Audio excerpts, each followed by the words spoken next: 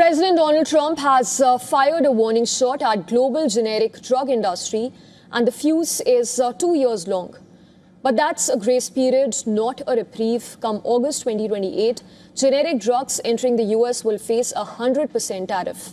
A year later, in August of 2029, it doubles to 200%. Trump said that this is a penalty for companies that do not build plants on American soil. The logic is reassuring force manufacturers to relocate production to the US or pay a punishing price. This also extends to Trump's Section 232 pharma tariff regime, which already hit branded and patented drugs with 100% duties back in April. However, major drug makers like Pfizer and Novo Nordisk cut pricing deals to dodge that very bullet. Generics are different and more consequential as well. They account for roughly 90% of US prescriptions by volume.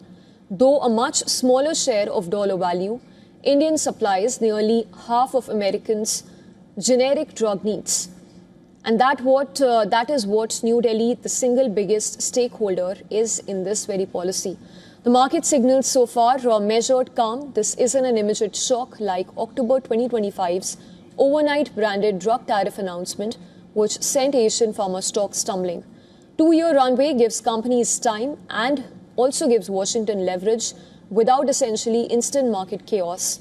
But the political calculus is now clear. Tariff threats have already worked once. Companies like Eli Lilly and AstraZeneca and even J&J committed billions to US manufacturing after October's ultimatum. Trump is betting the same playbook works on cheaper, thinner margin generics. The risk is generics run on wafer-thin margins, doubling costs, let alone tripling them, could potentially squeeze supply, spike US drugs prices and push manufacturers to simply eat losses in other markets. Analysts have even flagged that patients, not just corporations, may absorb the fallout.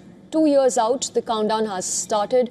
Whether it reshapes global pharma supply chains or triggers price shocks at the pharmacy counter is still a matter of real test.